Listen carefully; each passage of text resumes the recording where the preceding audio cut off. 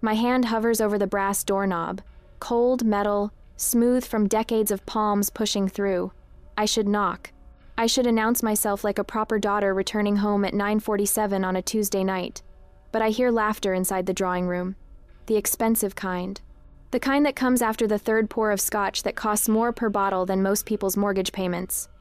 My father's voice cuts through first. Rich, confident. The voice he uses when he's about to close a deal or ruin someone's life. Sometimes both at once. Another round, gentlemen? Glass clinks. Ice rattles. Sloane's laugh follows, sharp and bright. I know that laugh. She saves it for moments when someone's about to get destroyed and doesn't know it yet.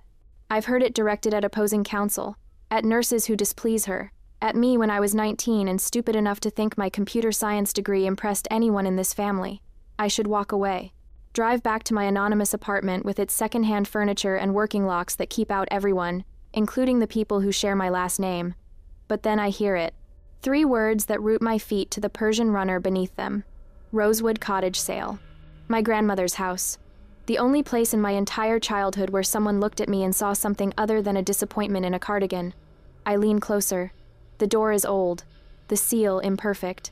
Sound travels. 20 million. My father's voice carries the weight of confession. Bad cases. Thought I could win them.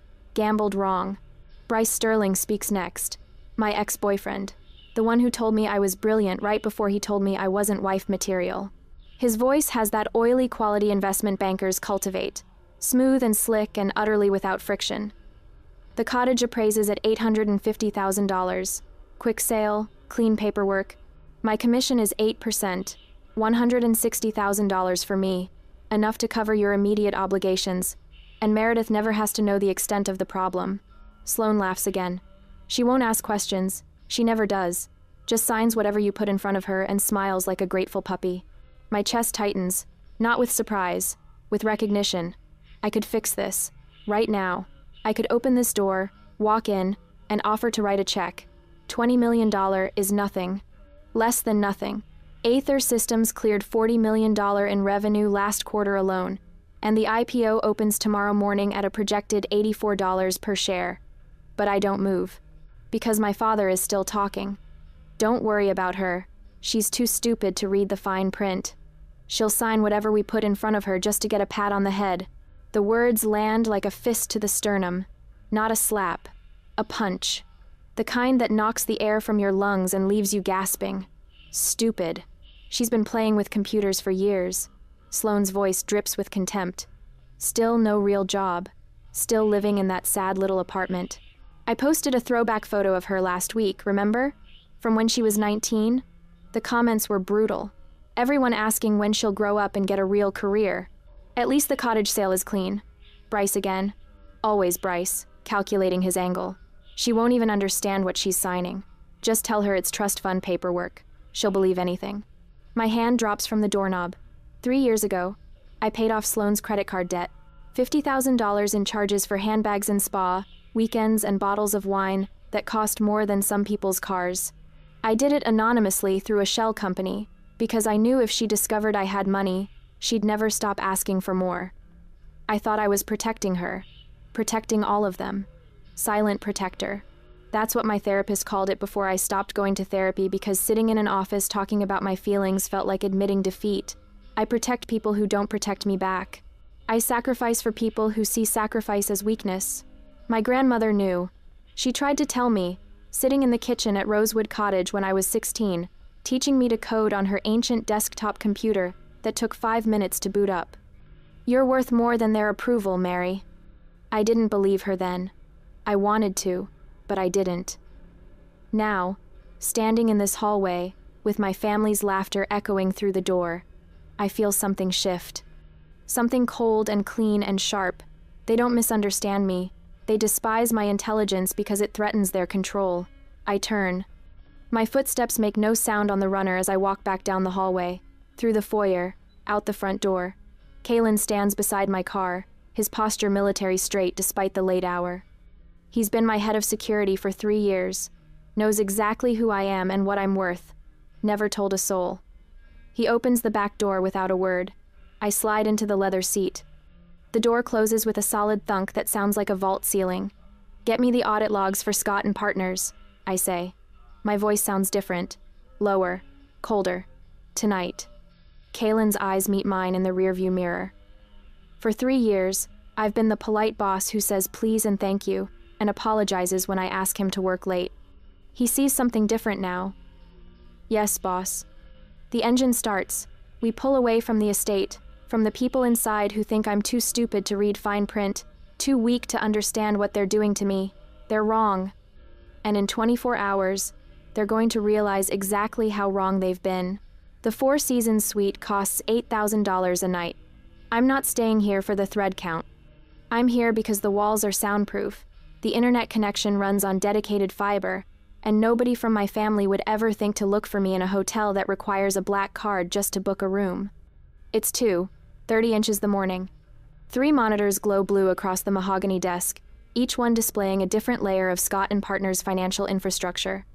My fingers move across the keyboard without conscious thought, muscle memory, from 10,000 hours of coding, translating into commands that peel back every transaction, every wire transfer, every desperate attempt my father made to cover his losses.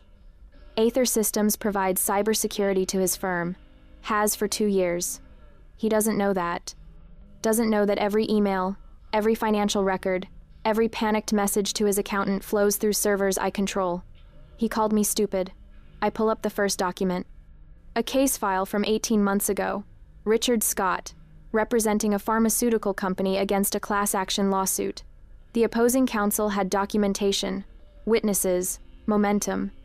My father bet $6 million on a settlement that never came. Lost everything. Next file. Another gamble. Another loss. The pattern emerges like a fracture spreading across glass. $20 million. Gone. Not stolen. Not embezzled. Just arrogant, reckless decisions made by a man who believed his charm could override facts. I open Sloane's financial records next. Her surgeon salary is substantial. $280,000 a year. Should be enough for anyone. Except she spends $580,000 annually. Designer clothes. Luxury vacations. A wine collection that costs more per bottle than I paid for my first car. She's been bleeding money for years, using credit cards like they're somehow disconnected from reality, from consequence. I find the email thread buried in her personal account. Subject line, "The Mary Problem." My stomach clenches, but I open it anyway. Sloane to Richard, 3 months ago. "We need to activate the family ATM before she figures out she has options." Richard's response, "She won't figure it out. She's too busy playing with computers." Sloane again. "The cottage is the play. Sentimental value. She'll do anything to keep it. We frame it as helping her. Take what we need. Move on." 3 months. They've been planning this for 3 months. I screenshot everything. Every email. Every transaction. Every lie they told themselves about who I am and what I'm worth. My phone buzzes at 3:15. Preston Vance. The only person outside my security team who knows the truth. "You should be sleeping," I say. "So should you." His voice carries that particular strain of someone who's spent the last 48 hours preparing for the biggest financial event of his career. The Aether IPO is tracking to break records. Less than 24 hours until bell. "I know." "Do you?" He pauses. I hear him moving, probably pacing his office. Preston doesn't sit still when money is on the line. Because if you don't legally sever your finances before market open, their debt becomes your liability. California family law is not your friend here. The words hit like cold water. I knew this. Somewhere in my brain, I knew this. But hearing it stated plainly, hearing the timeline compressed into hours instead of abstract future consequences, makes it real. "How bad?" I ask. $20 million in debt against $2.8 billion in assets? The creditors will come for you the second your net worth goes public. They'll argue familial responsibility, shared household history. You'll spend years in litigation, even if you win. I close my eyes. The monitors paint blue shadows across my eyelids. "Save them or save your empire," Preston says. "You don't get both." I've been saving them my whole life. Anonymous payments, quiet fixes, problems that disappeared before they knew problems existed. and they still see me as stupid. I need a quitclaim deed, I say, for Rosewood Cottage. That's not enough. You need a full financial separation waiver. Every future claim, every potential liability. Can you bury it in the language? Page 7, paragraph 3. Make it look like standard charity paperwork. Preston goes quiet. When he speaks again, his voice has changed. That's scorched earth. That's survival. They'll sign it without reading. You know they will. I'm counting on it. Another pause. Longer this time. I can almost hear him weighing the ethics against the necessity, the familial obligation against the cold mathematics of wealth preservation, the friends and family IPO allocations. He says finally, if you include the waiver, they forfeit everything. How much? 1.5 million shares at projected opening. If we hit $84 per share, that's $126 million. If the stock performs the way I think it will. He trails off. I do the math instantly. If the stock quadruples like similar IPOs have, if Aether Systems proves what I know it can prove, the forfeiture becomes $500 million. They wanted to steal my grandmother's house for $850,000. I'm about to let them sign away $500 million. Draft it, I say. Have it ready by noon. Meredith. Preston's voice softens. He almost never uses my full name. Are you sure? I look at the monitors, at the evidence of their contempt displayed in financial transactions and casual cruelty. At the email where Sloan called me an ATM they haven't activated yet. I've never been more sure of anything in my life. We end the call. The suite falls silent except for the quiet hum of electronics and my own breathing. Kalen knocks once, enters without waiting for permission. He's carrying a black folder, the kind lawyers use for documents that matter. The deed? I ask. Drafted, reviewed, notarized, and ready for signature. He sets it on the desk. They don't deserve you, boss. But I look up at him. Kalen never editorializes, never offers opinions. He provides security, maintains silence, executes orders without question. No, I say. They don't. He nods once, turns to leave. Kalen? He stops. Thank you. Just doing my job, boss. But we both know that's not true. His job is protecting my body. What he's actually protecting is something else entirely. After he leaves, I open the black folder. The quitclaim deed sits on top, official and innocuous. Underneath, buried in dense legal language exactly where I specified, the waiver clause waits like a landmine. They think I'm too stupid to read fine print. They're about to learn exactly how wrong they are. The Instagram notification hits my phone at 8:04 a.m. I'm sitting in my car outside a coffee shop 3 blocks from my apartment, engine idling, watching steam rise from a paper cup I haven't touched. The screen lights up with Sloan's post. It's a photo of me at 19, unwashed hair pulled into a messy ponytail, oversized hoodie swallowing my frame, hunched over a laptop in the corner of the campus library. Dark circles under my eyes like bruises. I remember that night.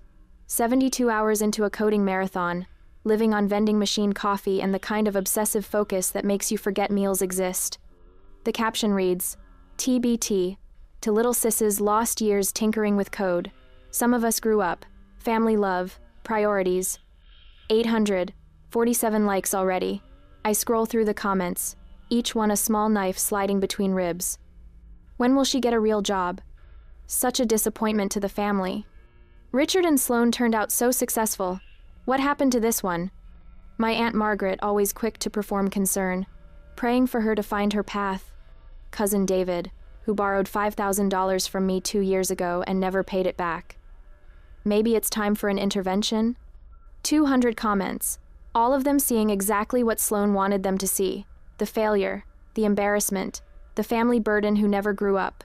I set the phone face down on the passenger seat. My coffee has gone cold. They're softening me up, making sure I'm wounded and desperate when I walk into that library at 3 o'clock. Making sure I'm grateful for whatever scraps they offer.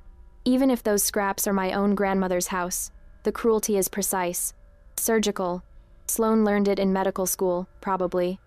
How to cut exactly deep enough to cause maximum pain without quite killing the patient. I drive to Rosewood Cottage alone.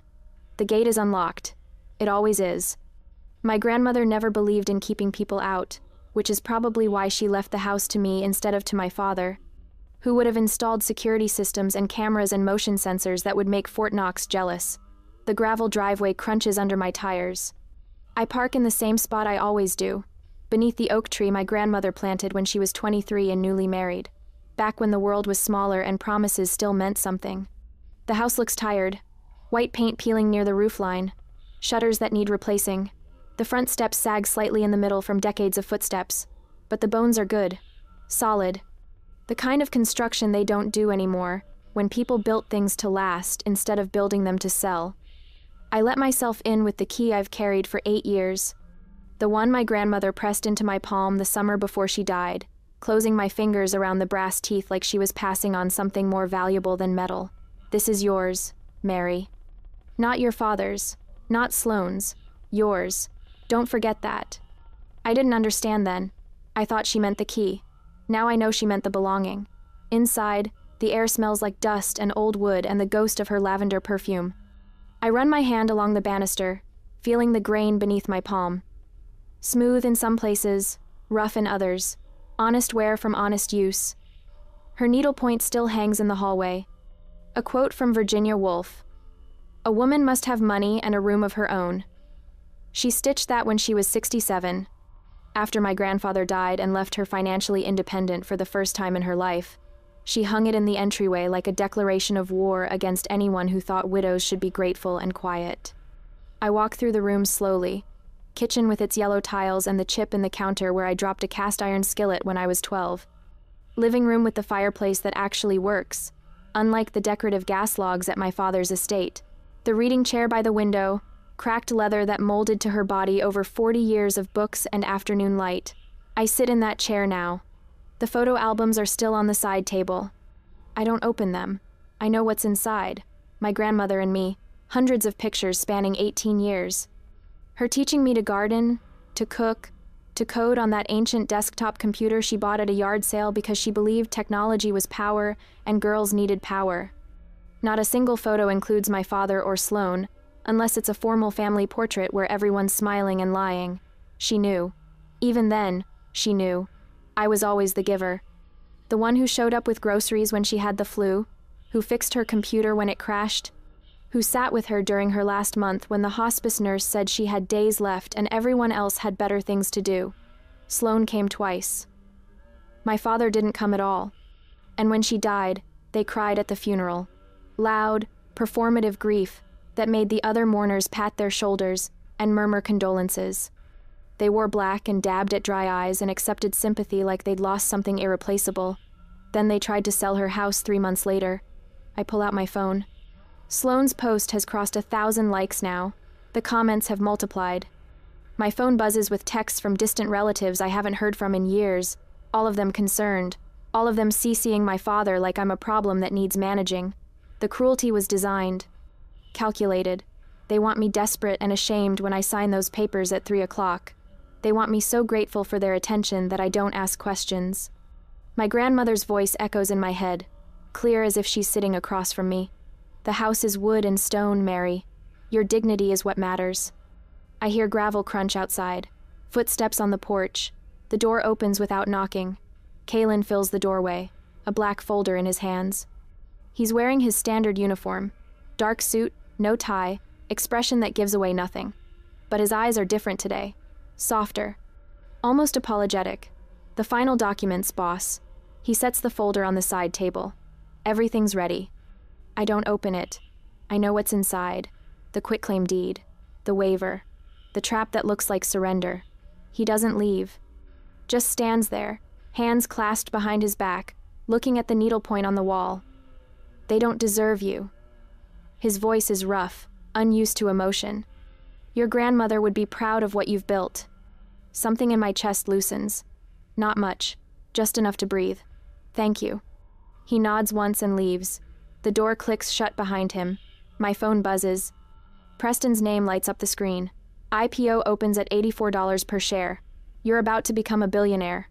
Ready? I type back with steady fingers. More ready than they'll ever know. 2 o'clock arrives faster than it should. I stand in my apartment bathroom, staring at the black suit hanging on the back of the door. Tom Ford, tailored to fit like armor.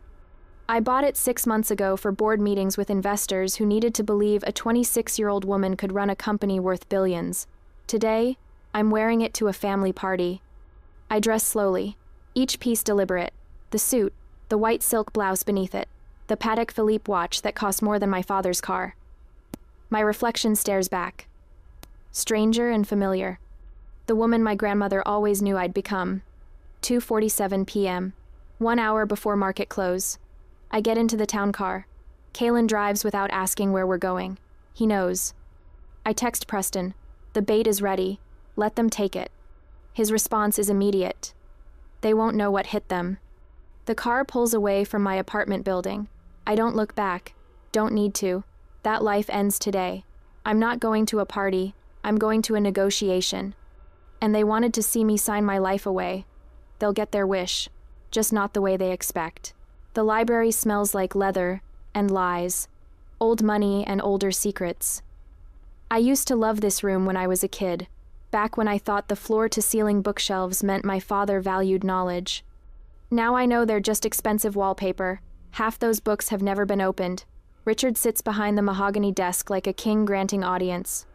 His personal attorney stands beside him, some gray suit with a forgettable face and a very memorable hourly rate. Bryce leans against the bookshelf to my left, arms crossed, that smug little smile playing at the corners of his mouth. The smile that says he's already counting his commission. It's 3 o'clock. 1 hour until market close. The door opens behind me. Sloane's perfume arrives 5 seconds before she does.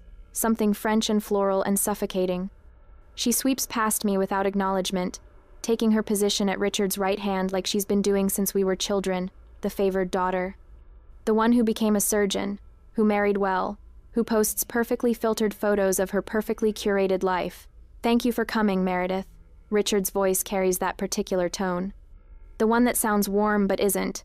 The one he uses on clients right before he explains why their case is hopeless. I know this is short notice.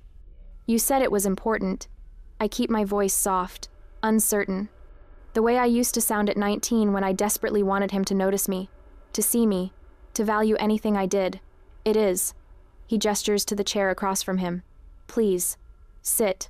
I sit. Fold my hands in my lap. Let my shoulders curve inward just slightly. The body language of someone who's never learned to take up space. The attorney slides a document across the desk. Heavy bond paper. At least 20 pages. The title is printed in bold. Trust Fund, Release, and Property Transfer. My heart doesn't race. My hands don't sweat, but I make sure they think they do. We've been discussing your future, Richard begins. He actually sounds paternal, concerned. Like he's about to do me a favor instead of rob me blind. You're 26 years old, still trying to find your path. That's admirable, sweetheart, but it's time we helped you get started. Started with what? I let my voice crack just a little. Just enough. With your life. Sloane's tone could cut glass. We're releasing $50,000 from the family trust. Seed money for your little computer hobby. Little computer hobby. The words sit in my chest like stones. Aether Systems employs 217 people. We provide cybersecurity infrastructure for 70% of the Fortune 500. Our quarterly revenue exceeds what their law firm makes in 2 years. But I don't say any of that. Instead, I pick up the document with trembling fingers. Real trembling this time, not from fear, but from the sheer effort of not laughing in their faces. I scan the first page. Standard trust release language. Page 2 outlines the $50,000 payment, makes it sound generous, necessary, overdue. By page 3, we're into property transfer clauses. By page 7, paragraph 3, they're taking everything. Rosewood Cottage. My grandmother's house. The only place I ever felt safe. They're transferring the deed to cover outstanding family obligations. $20 million in gambling debts, disguised as legal fees for bad cases, Richard took because he thought he was smarter than everyone else in the courtroom. He wasn't. The cottage appraises at $850,000. They're trading my inheritance for 4% of what they owe, and they think I won't notice because I'm too stupid to read past the money part. This is very generous. The attorney speaks for the first time. His voice has the practiced neutrality of someone who's witnessed a lot of terrible things and cashed a lot of checks anyway. Given your situation, Miss Scott, I'd say your family is being extraordinarily accommodating. My situation, like I'm the problem. Like I'm the one who gambled away millions and dragged everyone else down with me. I don't understand. I look up at Richard, let my eyes get wet. Not crying, just on the edge of it. Why the cottage? That's Grandma's house. Was her house? Sloane's already bored with this conversation. Her phone sits on the desk in front of her, Instagram open. Ready to document my breakdown for 15,000 followers. She's been dead for 3 years, Mary. You can't even afford the property taxes. But I could figure something out. My voice goes higher, desperate. Please, Dad, it's all I have. You'll have $50,000. Richard checks his Rolex. 3:17. He's getting impatient. That's more than most people your age have managed to save. You should be grateful. Grateful. The word tastes like poison. Can't we find another way? I'm pleading now. Full performance. I could get a job. A real job. I could help pay off the debts myself. Bryce actually laughs. Doing what, Meredith? You've been coding in your apartment for 6 years. No publications, no portfolio anyone's seen, no professional network. The market's brutal right now. You'd be lucky to land an entry-level position. It's better this way. Sloane doesn't even look up from her phone. You can't afford the upkeep anyway.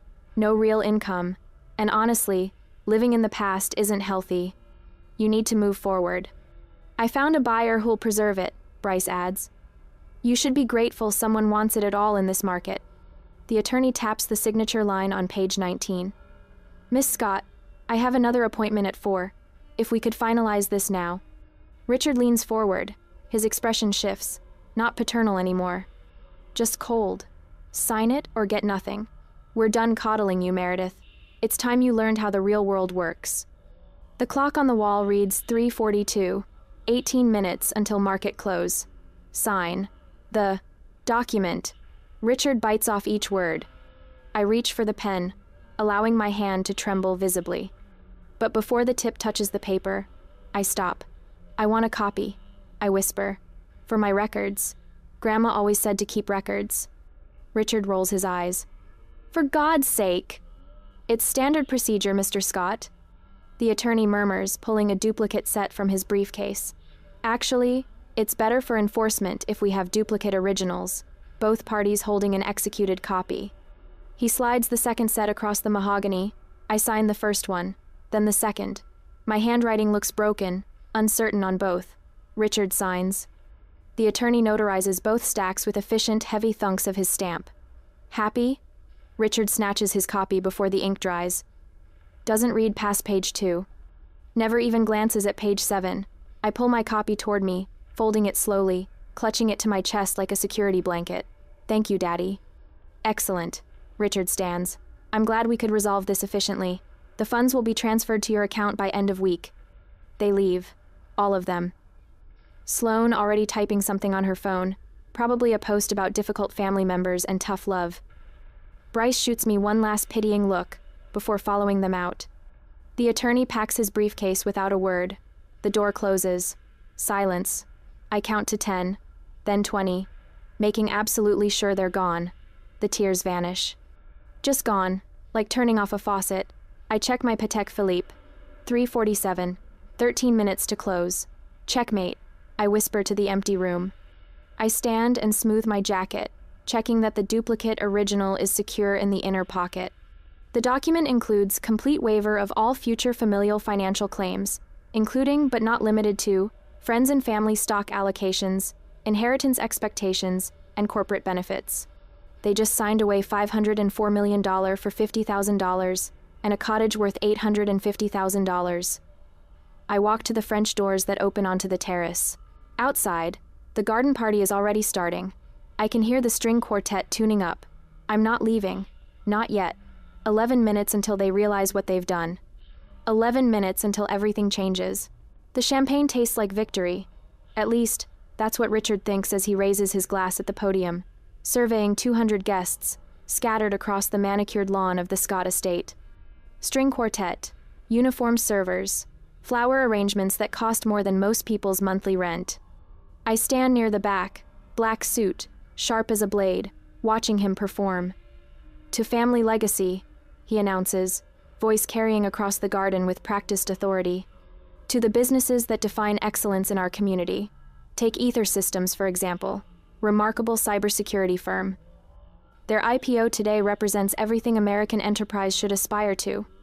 Innovation, discipline, vision. Sloan stands beside him, phone held high. Instagram live stream. 15,000 viewers watching her father pontificate about success while she angles for the perfect shot. Her smile is luminous. She thinks she's won. Unlike some hobbies, Richard continues, and I feel the shift coming before he makes it. Not everyone understands the difference between serious business and playing with computers in a basement, but that's fine. The world needs all types. Ev. Polite laughter ripples through the crowd. Several guests glance my direction. I don't flinch. 4 p.m. exactly. The closing bell rings somewhere in Manhattan, and the universe tilts on its axis. Bloomberg terminals throughout the party erupt simultaneously. Sharp electronic chimes, guests' phones buzzing in pockets, clutches, jacket linings. The string quartet falters mid-phrase as musicians check their devices. What the hell? Someone mutters near the bar. The murmurs start low, building like a wave gathering strength. AET up 400%? Aether Systems IPO closed at $336 per share? That's impossible. The opening was $84. Richard keeps talking, oblivious. Still mid-sentence about family values and business acumen. Still performing for an audience that's no longer listening. Preston Vance steps forward from the crowd. Tailored gray suit. SEC S1 filing printed and bound in his hands like scripture. He moves with the quiet confidence of someone who's closed billion-dollar deals before breakfast. Ladies and gentlemen, his voice cuts through Richard's speech without raising in volume. I apologize for the interruption, but I believe some clarification is needed. Richard stops, confused, annoyed. Preston, this isn't the time. I'd like to introduce the founder and CEO of Aether Systems. Preston turns, extends his hand toward me. M.J. Scott, who's been operating under her initials for privacy. Silence crashes over the garden like a physical force. 200 faces turn toward me, mouths open, eyes wide. The kind of stunned recognition that happens when reality rewrites itself in real time. Richard's face drains of color. All that expensive, scotch-fueled confidence evaporating as his brain catches up to what his ears just heard. M.J., someone whispers. Meredith, Jane. I don't move, don't speak, let them process. Sloane's phone drops 3 inches before she catches it. The live stream wobbles, captures her expression perfectly. Mathematical horror beginning its slow crawl across her features. Richard recovers first. Of course he does. Decades of courtroom performance taught him how to pivot when the case turns against him. My daughter? He rushes toward me, arms spread wide for an embrace. I always believed in her vision. I always knew. I step back. One clean movement. His arms close on empty air. He freezes, recalculates, pivots again. Turns to Preston. The friends and family IPO allocations. We should discuss those. I'm sure Meredith has reserved shares for her family. Haven't you, sweetheart? Sloane's fingers fly across her phone screen. I can see the calculation happening in real time. $336 per share, multiplied by whatever allocation she thinks she deserves. Her eyes glaze with the kind of greed that makes people stupid. Bryce Sterling stands near the fountain, frozen, his investment banking brain doing the math differently. His commission on the cottage sale, pocket change, nothing. Less than nothing compared to what he just realized he lost. I reach into my jacket, pull out the document I folded and tucked away in the library 13 minutes ago. The duplicate original. About those allocations, Father. My voice carries, calm, clear. The voice I use in board meetings when I'm about to fire someone who thought they were indispensable. The garden goes silent again. Even the string quartet stops pretending to play. There's a clause in the document you signed, page 7, paragraph 3. Would you like me to read it, or would you prefer to read it yourself? Richard's face shifts, confusion to concern to dawning comprehension. What document? The one you witnessed at 3:47 p.m., the trust fund release and property transfer. The one you were so eager to have me sign that you didn't read past page 2. I unfold the paper. Hold it up so the guests closest can see the notary seal. The witness signatures. Richard's own attorney's stamp at the bottom.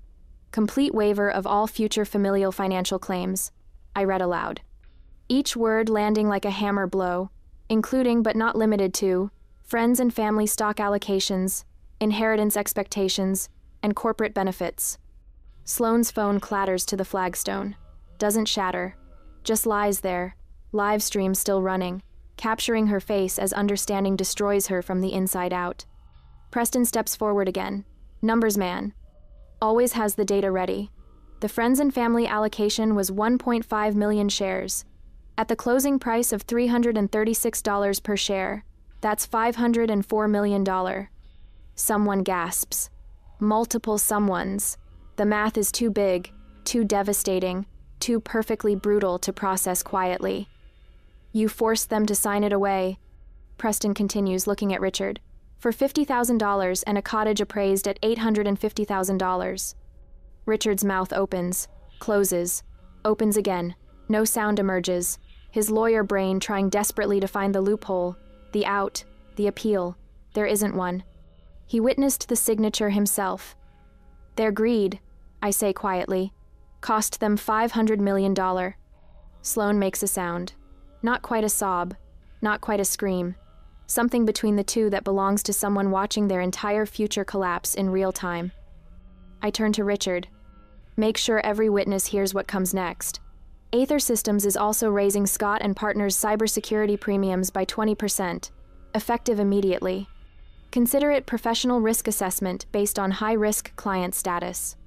140 witnesses, including his law partners, including the judges he plays golf with, including everyone who matters in his professional world.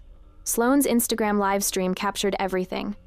15,000 viewers watched her face register mathematical horror, watched her father try to claim credit for success he'd mocked, watched the family that called me stupid lose $500 million because they couldn't read 7 pages of legal documents.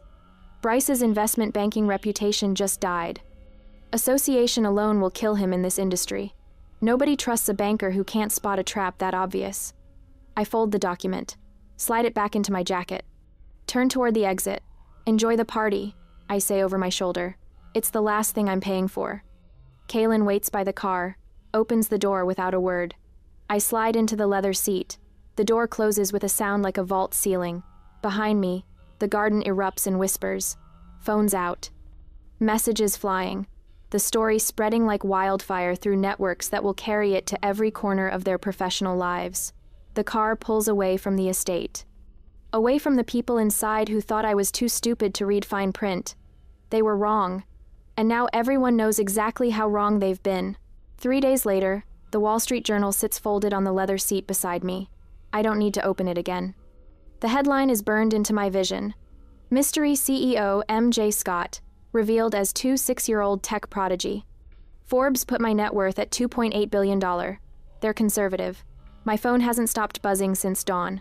Interview requests from Bloomberg, CNBC, TechCrunch. Acquisition offers that start with 9 figures. Investor meetings that would have made my father weep if he understood what they meant. He doesn't. He never will. The SUV glides through morning traffic at 8 a.m. Kaylin silent behind the wheel. My first board meeting as publicly known CEO starts in 90 minutes. 3 acquisition targets on the agenda. Expansion plans that will double our cybersecurity footprint within 18 months. But first, there's other business to handle. My phone vibrates. Email notification from Willow Holdings LLC, the shell company I established 6 months ago when I first suspected my family might try something desperate. Subject line, property transfer complete. Rosewood Cottage is mine. The bank was happy to sell the mortgage note holding the cottage as collateral, a clean transaction, cash for debt. Since Richard's ownership was contingent on the contract he violated, I am now the creditor holding the keys. I tap open the attached property inspection report. Richard and Sloane have been using my grandmother's house for storage. Valuable antiques, they claimed when they moved their things in last spring. The inspector's photos tell a different story. Reproduction furniture from discount warehouses, costume jewelry in fake Tiffany boxes, a collection of paintings that might fool someone who shops at hotel liquidation sales. They plan to have it all appraised fraudulently. Insurance fraud, most likely. Another scheme, another shortcut, Another crime. They thought I was too stupid to notice. I attached the digital eviction notice to my response email. 30 days to remove their belongings. Standard legal language. Professional. Cold. Send. My father's attorney calls 6 minutes later. I let it go to voicemail. Listen while I watch the city roll past my window. Threats of litigation.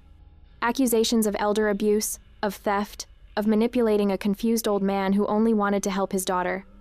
I save the voicemail. Evidence. Always evidence. Review the quitclaim deed. I text back. You witnessed the signature. Everything is legal. Everything is documented. This conversation is over. Block number. Sloane's voicemail comes through next. I play the first 3 seconds. Rage, tears, something about betrayal and family, and how could I do this to them after everything they've done for me? Delete. Don't need to hear the rest. Bryce texts. Can we talk? Block. Delete. Gone. The family group chat sits at the top of my messages. 17 unread texts since last night. Richard, trying to explain, to justify, to manipulate. Sloane demanding I fix this, that I apologize, that I remember who raised me. Distant cousins and aunts chiming in with their opinions about my responsibilities and my selfishness and my ungrateful nature. I delete the entire thread without reading past the previews. Then I change my phone number. The process takes 4 minutes. Preston gets the new one. Kaylin already has it. My executive team will receive it this morning with strict instructions about privacy protocols. Everyone else can figure out how to contact me through official channels, if they're worth my time. The board meeting agenda glows on my tablet screen. Expansion into 3 new markets. Acquisition targets that will solidify our position as the dominant cybersecurity provider for financial institutions. Revenue projections that made our CFO double-check his calculations. I'm ready. More than ready. The SUV pulls up to Aether Systems headquarters at 8:47 a.m. Modern glass and steel. 5 stories.